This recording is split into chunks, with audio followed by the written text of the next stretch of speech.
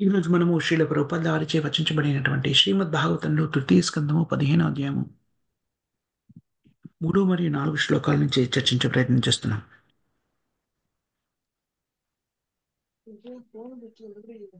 గర్భంలో ఉన్నటువంటి సంతానం మూలంగా ఎంతటి రాక్షస ప్రవృత్తిని కలిగి ఉన్నారు అంటే, ఆ సంతానం మూలంగా తేజోవంతంగా కనబడుతున్నది గర్భము, కానీ ఆ సంతానం మూలంగా జగత్తంతా కూడా అంధకార బంధమైంది అని చెప్పబడింది. అత్యుత్తమైనటువంటిది. దాని ప్రభావానికి లోనైనటువంటి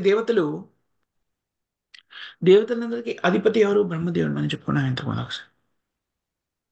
దేవతలకు ఏదైనా ఇబ్బంది వచ్చిందనుకోండి, ముందు వాళ్ళు బ్రహ్మదేవుడి దగ్గరికి వెళ్తారు. చాలా వరకు బ్రహ్మదేవుడు వారి సమస్యల్ని పరిష్కరిస్తారు. బ్రహ్మదేవుడు పరిష్కరించినప్పుడు దేవుడితో పాటుగా, లేకపోతే కొన్నిసార్లు తానే క్షీరసాగర దరికి చేరి నారాయణుని గురించి ప్రార్థిస్తారు. ఇది ప్రక్రియ. కానీ ఇక్కడ బ్రహ్మదేవుని ప్రస్తావిస్తున్నప్పుడే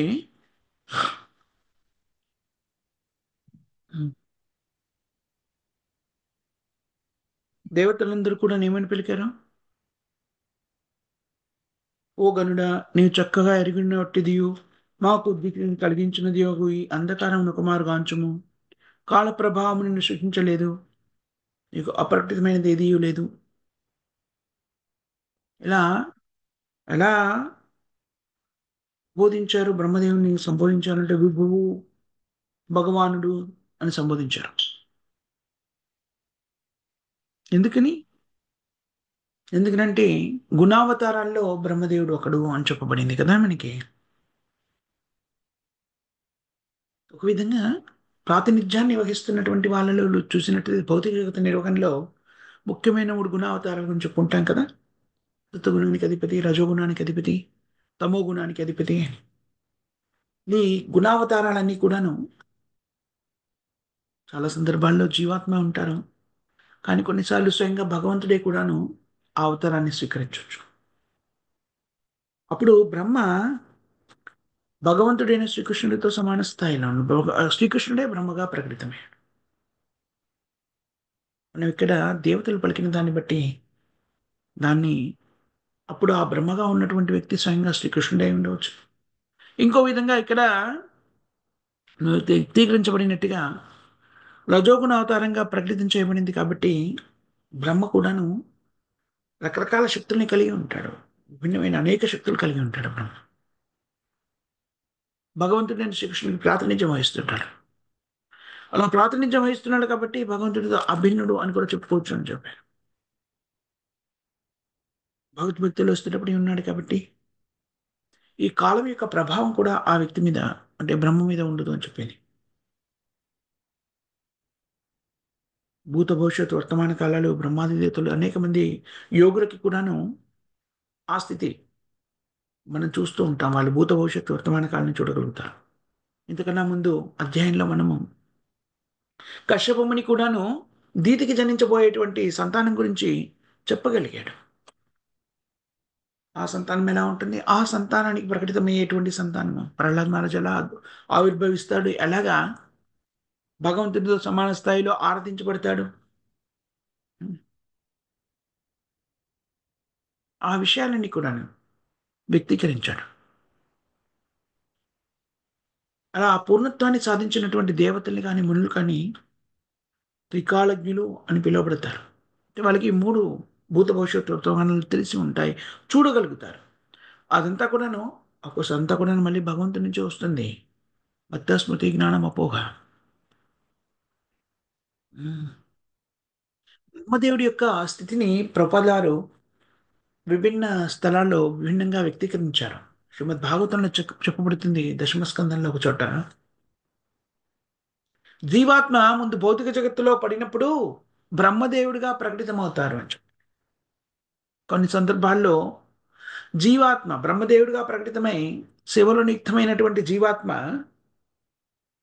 బ్రహ్మదేవుడి తన జీవనము పరిసమాప్తం కాగానే గోలోక బృందానికి వెళ్ళిపోతుంది అని చెప్పుకోవడం.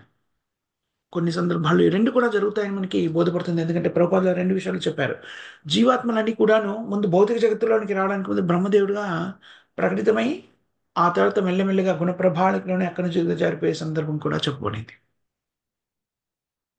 సో మనకి దీన్ని బట్టి ఏమర్థమవుతుందంటే బ్రహ్మదేవుడి స్థానాన్ని జీవులు ఆరంభంలో పొందుతాయి ఒక్కోసారి, అంతంలో పొందుతాయి ఒక్కొక్కసారి.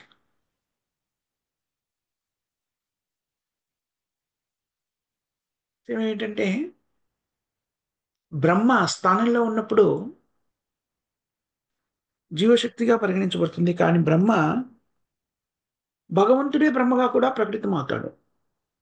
కాబట్టి దీన్ని అర్థం చేసుకోవాలంటే ఈ రెండు శ్లోకాల్లో కూడాను దేవతలంతా కూడాను బ్రహ్మని దేవాది దేవుడిగా ఆ, ప్రకటితం చేస్తున్నారు అంటే ఈ ప్రత్యేకమైన బ్రహ్మ ఎవరైతే ఉన్నారో ఇప్పుడు దేవతలు స్తుతిస్తున్నారో స్వయంగా కృష్ణుడే ఆ రూపాన్ని ధరించాడని చెప్పుకోవచ్చు. అందుకని ఇక్కడ దేవదేవ విశ్వపోషక దేవతా శిరోమణి ఆధ్యాత్మిక భౌతిక జగత్తులందే సమస్త జీవుల మనోభావాన్ని ఎరిగి ఉన్నవాడు గుణావతారంగా ఇక్కడ ప్రభుపాదాలని చెప్తున్నాడు. బ్రహ్మదేవుడు పూర్ణ పురుషోత్తముడైన భగవానుడైనటువంటి శ్రీకృష్ణుడితో దాదాపుగా సమానమైనందున ఇక్కడ దేవదేవునిగా సంబోధించబడ్డాడు అని చెప్తున్నారు. ఈ మొత్తము గౌణ సృష్టి అంటే భౌతిక జగత్తుకు అంతటికీ సృష్టికర్త ఆయన. అందుకనే విశ్వపోషకుడిగా సంబోధించబడ్డారు అని చెప్తున్నారు. అంతేకాదు దేవతా ప్రధానుడైనందున దేవతా శిరోమణిని కూడా సంబోధించారు. అందువల్ల ఆధ్యాత్మిక భౌతిక జగత్తులో జరిగేటువంటి కార్యక్రమాలని కూడా తెలుసుకోవడం బ్రహ్మదేవుడికి కష్టకార్యం కాదు. జగత్తులోని జీవులందరి హృదయాన్ని, అందరి మనోభావాల్ని ఎరిగి ఉన్నవాడు విధాత. విధాత అంటే బ్రహ్మకి ఉన్న పేరు ఒకటి. ఉమ్. అందుకని దేవతలంతా కూడా స్తుతిస్తున్నారు బ్రహ్మదేవుని. అలాంటి నీకు ఇవన్నీ కూడా తెలిసి ఉంటాయి. ఇలాగా అంధకార బంధనం అవడానికి కారణం ఏమిటి? దీతి యొక్క గర్భం వల్ల జగత్తంతా ఎందుకు వ్యాకులత చెంది ఉన్నది తెలియజెప్పమని. బ్రహ్మదేవుడు మామూలుగా అయితే జీవాత్మ, ఇందాక మనం చెప్పుకున్నట్టుగా కొన్నిసార్లు జీవాత్మ అంతిమ స్థితిలో అంటే ఇంకా పూర్ణత్వాన్ని చేరుకుని ఇంకా భగవద్ధామాన్ని చేరుకోవడానికి సిద్ధమైనటువంటి స్థితిలో బ్రహ్మ యొక్క స్థానాన్ని పొంది సేవలో నియుక్తమై ఉంటుంది.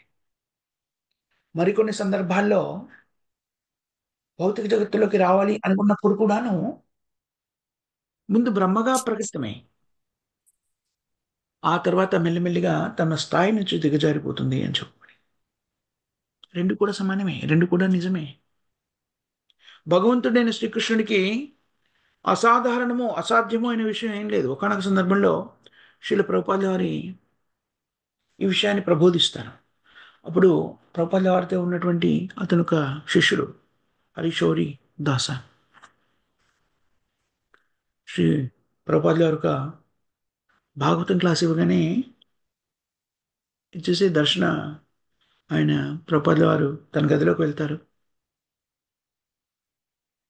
ప్రసాదం తీసుకురావడానికి భక్తులు ప్రభుపాద సేవకులు వాళ్ళు సిద్ధంగా దాన్ని తీసుకురావడానికి బయలుదేరుతారు. అప్పుడు ఋషికేశ దాస అనేటువంటి ప్రభుపాద శిష్యుడు బ్రహ్మకు సంబంధించిన కొన్ని ప్రశ్నలు అడుగుతాడు. ఏమని చెప్తాడు? ప్రభుపాద్, నేను శ్రీమద్ భాగవతంలో చదివాను. ఆధ్యాత్మిక జగత్తును వదిలిపెట్టిన తర్వాత ప్రతి జీవి కూడా ముందుగా బ్రహ్మస్థాయిలోకి దిగజారిపోతుంది. అంటే ప్రతి జీవి కూడాను బ్రహ్మ అవుతారా? తద్వారా తనకు బ్రహ్మాండం ఏర్పరచబడుతుందా ప్రతి జీవి కూడాను? లేకపోతే కొంతమంది భక్తులు దీన్ని ఎలా అర్థం చేసుకున్నారు అంటే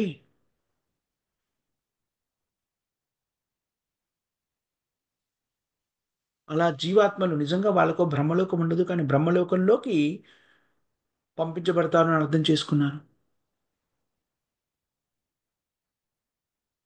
అన్నప్పుడు ప్రభుపదుల వారు ఏం చెప్తారు? ప్రతి జీవి కూడాను బ్రహ్మస్థాయికి దిగజారుతూ ఉందో అన్న. ఇది ఆ శిష్యుడికి ఆశ్చర్యాన్ని కలిగించింది.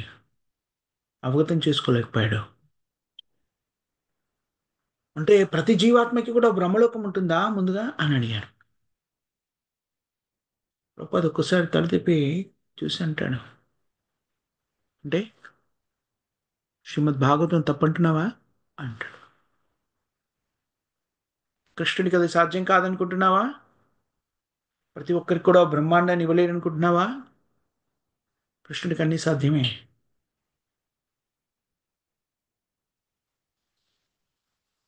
అప్పుడు ఆ శిష్యుడు అడుగుతాడు, మరి మనకి ఇంతకుముందు మనం నేర్చుకున్నాం కదా, మీరు చెప్పారు కదా, బ్రహ్మ యొక్క ఈ విశ్వము బ్రహ్మాండం అంతమైనప్పుడు బ్రహ్మ విశుద్ధ భక్తుడిగా మన సాంప్రదాయానికి అధిపతి కూడాను అయిన బ్రహ్మ భగవద్ధామానికి చేరుకుంటాడు, గోలోక బృందావనానికి అని చెప్పుకున్నాం. ఇప్పుడు ప్రభా చెప్తారు, ఇది అందరి బ్రహ్మలకి కాదు అని చెబుతూ ప్రపంచారు ఆ భక్తుని విశదీకరించుతారు. ఎందుకని, ఏమని చెప్తారు? జీవాత్మల యొక్క భౌతికత్వము, భౌతిక జీవన విధానము అనేటువంటిది బ్రహ్మతో ఆరంభమవుతుంది. దాని తర్వాత వాళ్ళ స్థాయిని బట్టి ఇంకా ఇంకా ఇంకా దిగజారిపోయే స్థితి కూడా ఏర్పడుతుంది అని ప్రపోజల్ తెలియజేస్తారు. అంటే బ్రహ్మస్థానాన్ని జీవాత్మ ఆరంభ దశలో పొందవచ్చును, లేకపోతే అంత్య దశలో పొందవచ్చును. ఒక్కొక్కసారి బ్రహ్మస్థానాన్ని స్వయంగా భగవంతుడే బ్రహ్మగా ప్రకటితమే ఆ కార్యాలు నిర్వహించవచ్చు. అందుకని ఇది అత్యంతమైనటువంటిది. ఆధ్యాత్మిక జగత్తు అనేటువంటిది అత్యంతమైనటువంటిది. భగవంతుడైన శ్రీకృష్ణు యొక్క శక్తులు అనితర సాధ్యమైనటువంటివి. దానికి లిమిటేషన్స్ అంటూ ఏం లేవు. మనం అనుకుంటామో ఇదని చెప్పాం కదా, అంతే కాదు. కృష్ణుడికి ఇలాంటి నియమాలు నిబంధనలు ఏమి వర్తించవు. సర్వస్వతంత్రుడు, అంటే ఏదైనా చేయగలడు. జగత్తులో అనంత కోటి జీవరాశులు ఉన్నాయి కదా, ఒక్కొక్క జీవరాశికి ఒక్కొక్క బ్రహ్మాండాన్ని కావాలంటే సృష్టించగలడు. సృష్టించేసి ఆ జీవులకి, ఆ బ్రహ్మడికి, అలా ఉన్నటువంటి అన్ని జీవులకు కూడా శక్తినిచ్చేసి ఆ బ్రహ్మాండాన్ని ఏలడానికి కావలసిన శక్తిని కూడా ఇవ్వగలడు. అసాధ్యమో అసంభవమో అది ఎలా అనడానికి ఆస్కారం లేదు. అదే భగవంతుడు అంటే. ఏదైనా అసాధ్యమో అయిందనుకోండి, భగవంతుడు అనేటువంటి అర్థానికి, దాని అర్థం ప్రకారంగా ఏది అసాధ్యం కాదు. ఏదైనా అసాధ్యమైందనుకోండి, అది భగవంతుని కన్నా ఎక్కువ స్థాయిలో ఉన్నట్టు కదా. అంటే అది భగవంతుని కన్నా ఏదైనా అసాధ్యమైన కార్యం ఉందనుకోండి భగవంతునికి, ఆ కార్యము భగవంతుని కన్నా గొప్పదైపోతుంది. అంటే భగవంతుడు అనే పదానికి అర్థాన్ని బట్టి అప్పుడు ఆ కార్యం ఏదైతుందో అది భగవంతుడైపోతుంది. అది అర్థమవుతుందా మీకు? భగవంతుడు అంటే అన్నింటిలో కూడా పరిపూర్ణుడు. ఇంకా అతనికి సాధ్యమైంది ఏది కూడా లేదు.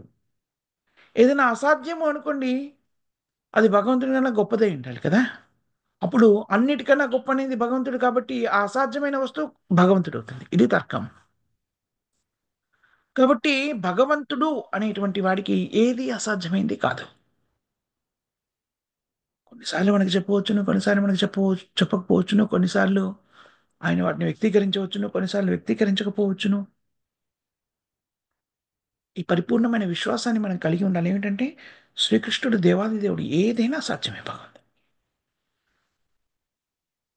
మనకు ఉన్నటువంటి ఈ శాస్త్రాలు కూడా ఏమని చెప్పబడ్డాయి? వ్యక్తీకృతము చేయబడిన శాస్త్రములు, రివీల్డ్ స్క్రిప్చర్స్.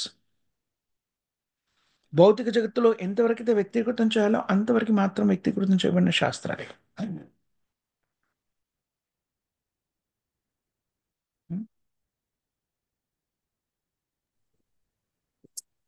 బ్రహ్మ అనేక చోట్ల ఈ విషయం కూడా చెప్పబడింది శ్రీమద్ భాగవతంలో. బ్రహ్మ విశుద్ధమైన భక్తుడు అనే విషయం కూడా. భగవంతుడైన శ్రీకృష్ణునికి అత్యంత సన్నిహితంగా ఉండే జీవాత్మలన్నీ కూడా భగవంతునితో అనుసంధానం చేయబడినటువంటి కదా. అందరూ కూడా భగవంతుని యొక్క అంశలే. మమైవాంశ జీవులోకి జీవభూత సనాతన. రకరకాలైనటువంటి ఆధ్యాత్మిక అనుబంధాన్ని కలిగి ఉంటాయి జీవాత్మలన్నీ కూడా. శాంతరసము, దాస్యరసము, సాక్ష్యరసము, వాత్సల్య రసము, మాధుర్య రసము అని మనం చెప్పుకుంటాం కదా. ఈ 5 రకాలైనటువంటి భావాల్ని కలిగి ఉన్నటువంటి జీవాత్మలు భగవంతునితో అనుబంధాన్ని ఏర్పరచుకుంటాయి.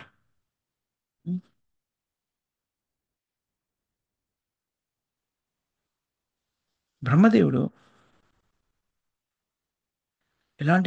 ఎలాంటి భావ సంబంధాన్ని కలిగి ఉంటాడని చెప్పబడింది. బ్రహ్మదేవుడు సాక్ష్యరస భావంలో ఉంటాడని చెప్పబడింది. నిజానికి విశుద్ధమైనటువంటి భక్తుడు ఏ రసాన్నైనా కూడాను ఆస్వాదించడానికి అర్హతను కలిగి ఉంటాడు. ఈ భావాల్ని కూడా మార్చుకోగలుగుతాడు.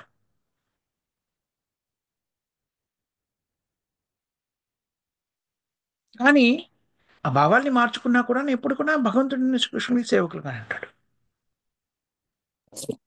ఇప్పుడు కూడా గుర్తుపెట్టుకోవాల్సింది ఏంటంటే, ఎంత విశుద్ధ భక్తుడైనా కూడా ఎవరైనా కూడా భగవంతుడైన శ్రీకృష్ణుడికి సేవకులే. ఎంతవరకు అంటే చూడండి, తన స్వీయ విస్తార రూపాలు కూడాను తన సేవలో ఉంటాయి. ఉదాహరణకి శ్రీకృష్ణుని యొక్క మొట్టమొదటి విస్తార రూపం బలదేవుడు సంకర్షణుడు అని కూడా అంటాం కదా. ఆ బలదేవుడు ఏం చేస్తున్నాడు? మొత్తం ఆధ్యాత్మిక జగత్తుని ఏర్పరుస్తున్నాడు, నిర్వహిస్తున్నాడు. ఆధ్యాత్మిక జగత్తుని ప్రకటితం చేయడం ద్వారా శ్రీకృష్ణుని సేవలో నియుక్తమైనాడు. ఎవరు మరి ఆయన? స్వయంగా శ్రీకృష్ణుడే విస్తార రూపం.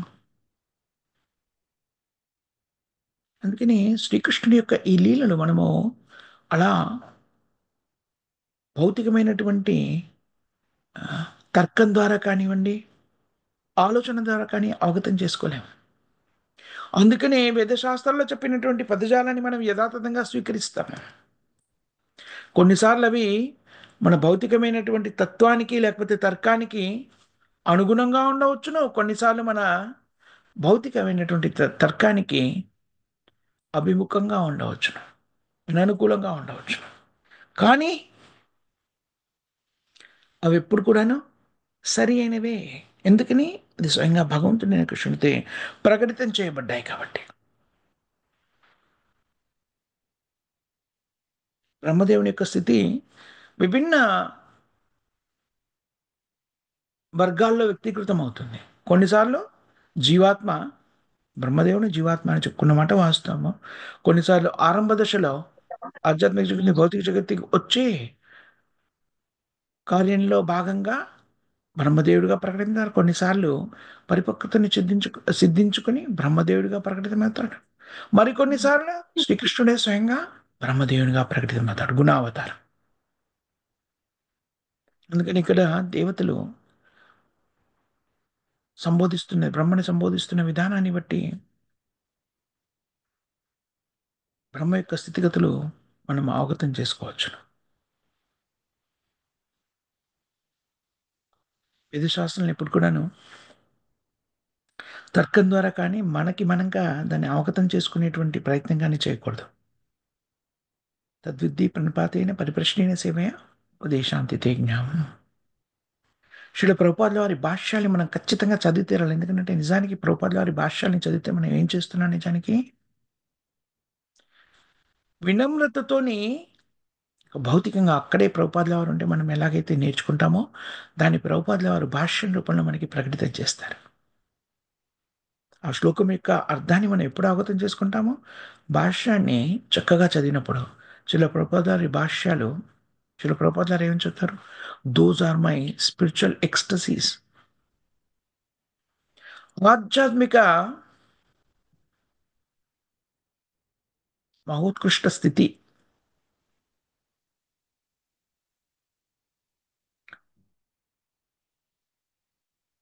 ఆధ్యాత్మిక మనోభావాల్ని ఆధ్యాత్మికంగా అతను పొందుతున్న మనోభావాలు అంటే ఏమని చెప్పవచ్చును? ఆత్మసాక్షాత్కార జ్ఞానాన్ని పొందినటువంటి విశుద్ధమైన భక్తులు ఎలాగైతే అనుభూతుల్ని పొందుతారో ఆ అనుభూతుల్ని భగవద్భక్తిలో శ్రీల ప్రభుపాదుల వారు పొందినటువంటి అనుభూతుల్ని ఆయన అలా వ్యక్తీకరిస్తారు. అలా వ్యక్తీకరించినప్పుడు ఏం జరుగుతుంది చూడండి. ప్రత్యేకమైన ప్రయత్నం లేకుండానే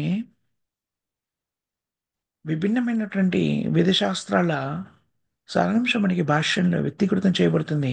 ఇప్పుడు ఒక శ్లోకాన్ని మనం చదివామనుకోండి, దాని తాత్పర్యాన్ని, దాని భావము వేదశాస్త్రాలు ఇంకెక్కడెక్కడ దీని గురించి చెప్పబడింది అనేటువంటి దాన్ని శిల ప్రభుపాదులు వ్యక్తీకరిస్తారు. అంతేకాకుండా మన స్థాయికి వచ్చేసి మళ్ళీ ఏం చేస్తారు? దాన్ని మనకు అర్థమయ్యేలాగా మౌలికమైనటువంటి, భౌతికమైనటువంటి అనేక ఉదాహరణలు కూడాను స్వీకరించి మనకి ప్రబోధిస్తారు.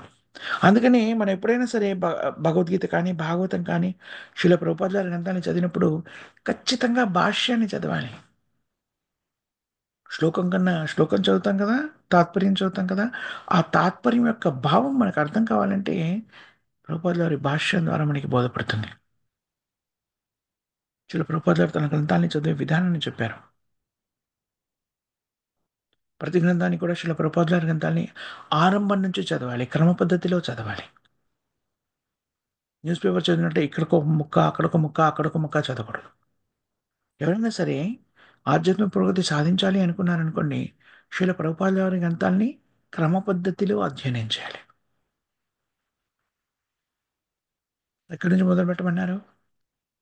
శ్రీమద్ భగవద్గీత నుంచి మొదలెట్టి, తర్వాత శ్రీమద్ భాగవతము, దాని తర్వాత చైతన్య చరితామృతము, దాని తర్వాత చైతన్య భాగవతము, ఇలాగా విభిన్నమైన గ్రంథాన్ని మనం చదవచ్చు. ఈ 3 క్రమ పద్ధతిలో చదవాలి. శిల ప్రభుపాదుల వారు ఏం చెప్పారు? భగవద్గీత గ్రాడ్యుయేట్ స్టడీ, డిగ్రీ అనుకుంటే, భాగవతాన్ని post graduate study, masters degree, Chaitanya చరితామృతము పిహెచ్డి, పరిశోధన విద్యార్థులు ఉంటారు చూడండి, అలాంటిది అవి అని శిల ప్రభుపాదుల వారు చెప్పారు. కాబట్టి ఎందుకు అలా చెప్పారు? మనకైతే ముందు డిగ్రీ చదివాక పీజీ చదివాక పిహెచ్డి చేస్తాం కదా! అదేవిధంగా వీటిని కూడా అధ్యయనం చేయాలి అనేటువంటి దాన్ని మనకి ప్రబోధించడం కోసమని శిల ప్రభుపాదుల వారు దానికి సంబంధించిన వివరణ అందిస్తారు. కాబట్టి విభిన్నమైనటువంటి స్థితుల్లో వేదశాస్త్రాల్ని మనం అధ్యయనం చేసినప్పుడు మనకి రకరకాల భావాలు వ్యక్తీకృతమవుతుంటాయి. కొన్నిసార్లు అవి ఏం కనబడుతుంటాయంటే ఒకదానికొకటి వ్యతిరేకంగా ఉన్నటువంటి భావన కూడా ఏర్పడుతుంది. కానీ ఆ వ్యతిరేక భావన అనేటువంటిది మనకి శిల ప్రభుపాదుల వారు ఒక ఉదాహరణ ఇస్తారు. మలాన్ని ముట్టుకోగానే స్నానం చేయవలెను ఒక నియమము. కానీ ఆవు మలము పవిత్రమైనది. అదేంటి మలాన్ని ముట్టుకుంటే స్నానం చేయమన్నారు కదా! మళ్ళీ ఆవు మలముతోని అది పవిత్రము అంటారేంటి? అది కాబట్టి అది వేదశాస్త్రాల్లో చెప్పారు కాబట్టి దాన్ని అలాగే స్వీకరించాలి అంతే. ఆవు ఆవు పేడ ఉందనుకోండి. ఆవు పేడ నిజానికి మలమే కదా! ఆవు యొక్క మలము. దాన్ని మనం ఏం చేస్తాము? ఇంట్లో అలికి పెట్టుకుంటాము కదా! ఎందుకంటే అది పవిత్రమైపోయింది. జాగ్రత్తగా వేదశాస్త్రంలో చెప్పిన మాట వాస్తవము. అందుకని అది పవిత్రమైంది. కానీ భగవంతుడైన శ్రీకృష్ణుడికి అత్యంత ప్రియమైనది గోవు. అందుకని దాని మలము కూడా పవిత్రమైపోయింది.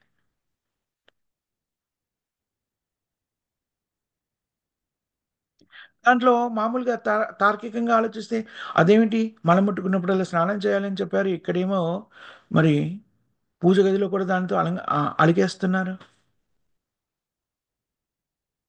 మనకి బాహ్యమైనటువంటి తర్కంతో ఆలోచిస్తే వ్యతిరేకమైనటువంటిది ఏదో చెప్పారు. దానికి దీనికి పొంతం లేదా ఏమిటి?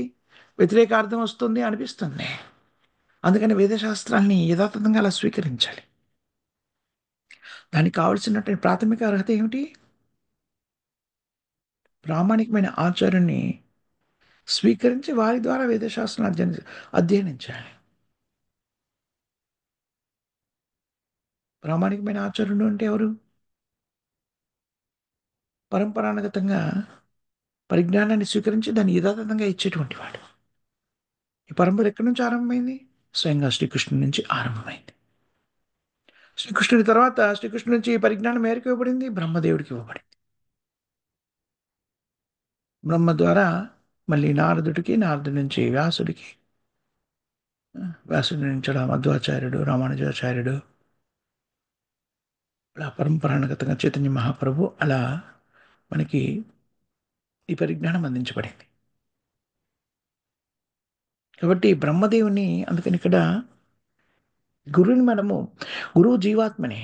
కానీ గురువుని ఎలాగా ఆరాధించాలి? భగవంతుడితో సమాన స్థాయిలో ఆరాధించాలి.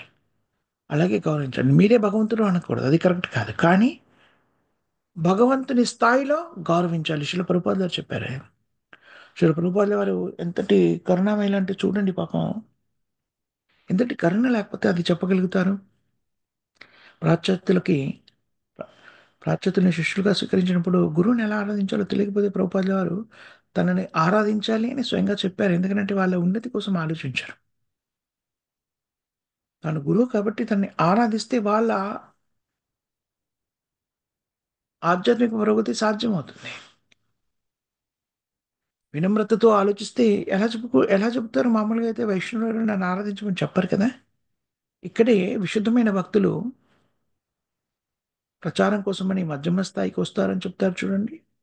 ఇదనమాట. ఎందుకనంటే అజ్ఞానంలో ఉన్నారు. వాళ్ళకి తెలీదు. మరి వాళ్ళకి బోధించాలి ఇంకెవరు లేరు. అప్పుడేం చేయాలి? ప్రభుపాదుల వారే తనని ఎలా ఆరాధించాలో తన శిష్యులకు నేర్పించాడు చూడండి. ఎంతటి వినమ్రత కావాలి దానికి.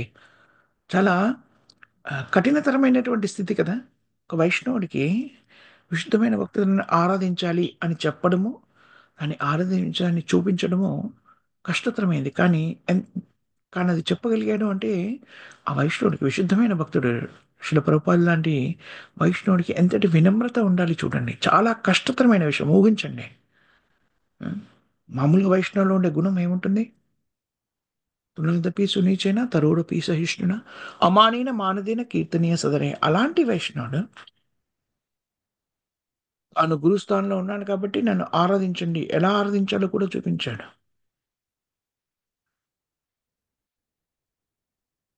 ఆవిర్భావ దినోత్సవం ఎలా నిర్వహించాలి? నిర్వహింపచేసి చూపించాడు.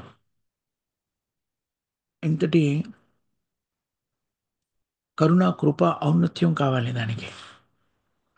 అది శిల ప్రభుపాదుల వారు. శిల ప్రభుపాదికి జై. సో ఇక్కడ బ్రహ్మదేవుడు జీవాత్మ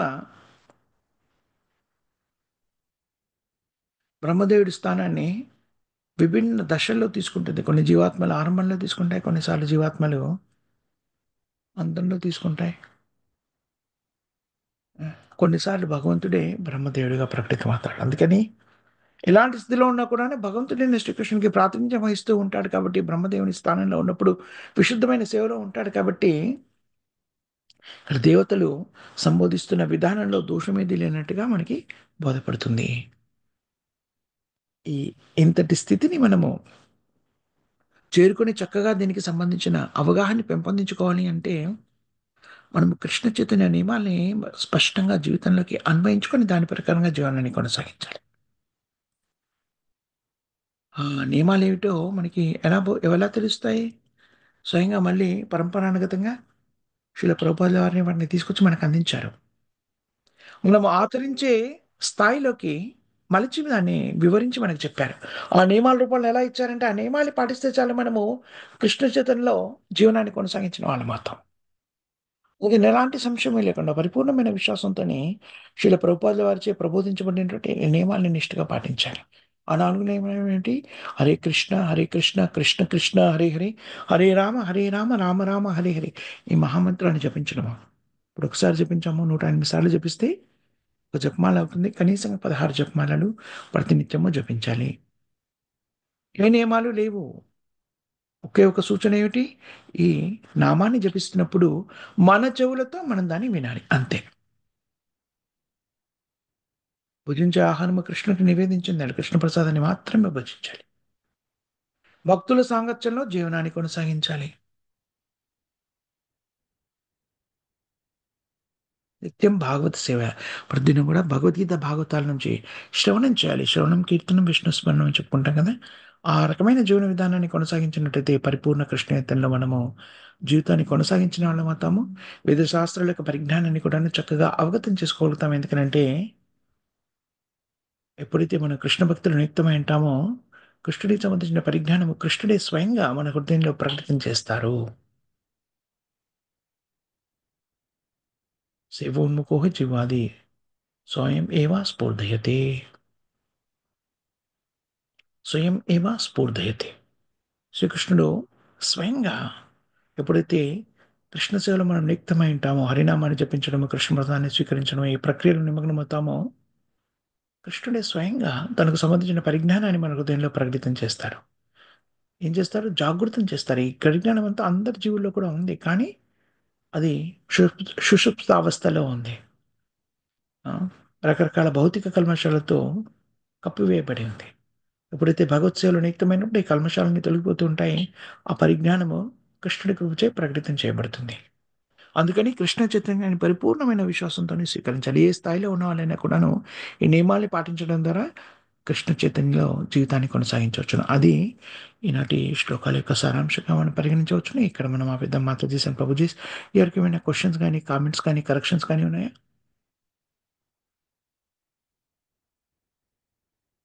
ఎవరికేమి క్వశ్చన్స్, కామెంట్స్, కరెక్షన్స్ లేకపోతే మనం ఈనాటి కార్యక్రమాల గురించి ఒకసారి పునరావృతం చేసుకునే ప్రయత్నం చేద్దాం.